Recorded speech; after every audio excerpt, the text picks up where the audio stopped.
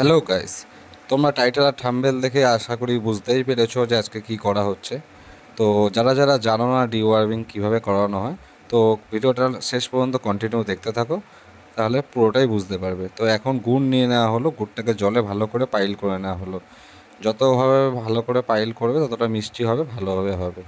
তো গুড়টা নেওয়ার পর ওষুধটা দেওয়া হবে। ওষুধটা দেওয়া হচ্ছে 2.5 চামচ, কারণ আমি 70টা পায়রা করছি। 70টা পায়রা অনুযায়ী আমার জল লাগছে হচ্ছে তোমার পার পায়রা অনুযায়ী 20 ml করে জল হিসাব কাউন্ট করে নেবে। সেই অনুযায়ী আমি 70টা পায়রার জল নিয়ে নিয়েছি, তার সাথে 2.5 চামচ তোমার ওষুধটা দেওয়া হচ্ছে।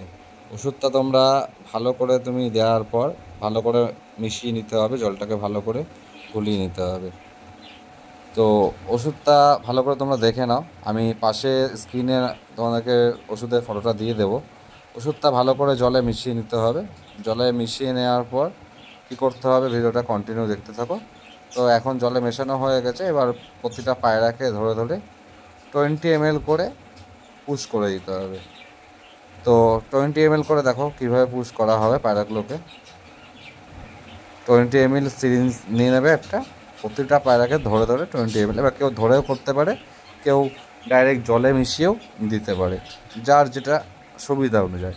কারণ আমার ধরে করাটাই বেটার আমার মনে হয়, এই কারণের জন্য প্রতিটা পায়রাকে ঠিকঠাকভাবে করা যায়। আর একটা কথা ভালো করে সবাই মাথায় রাখবে, ডিওয়ার্মিং করার আগে ভালো করে পায়রাগুলোকে চেক করে নেবে কোনো পায়রা অসুস্থ আছে কি না। যদি কোনো পায়রা অসুস্থ থাকে বা কোনো প্রবলেম থাকে, কোনো পায়খানার প্রবলেম হচ্ছে বা আদারওয়াইজ কোনো প্রবলেম হচ্ছে, একটু উইক দেখতে পাচ্ছ, সে পায়রাকে ডিওয়ার্মিং করাবে না। কারণ সে পায়রা ডিওয়ার্মিং করালে সেক্ষেত্রে কিন্তু অনেক বিপদে পড়বে, কারণ ডিওয়ার্মিংয়ের যে ওষুধটা দেওয়া হয় এটা কিন্তু একটা পয়জেন। তো এই জিনিসটা ভালো করে সবাই কিন্তু মাথায় রেখে কাজ করবে, কারণ একটু ভুলের জন্য একটা পাখির জীবন চলে যাবে। তো প্রত্যেকটা মানুষের কাছে আশা করি পায়রাটা অনেক ভালোবাসারই জিনিস, অনেক কষ্টের জিনিস। তো একটা পায়রা চলে যাওয়া বা একটা ভালোবাসার পাখিটা চলে যাওয়া অনেক কষ্টের ব্যাপার হবে।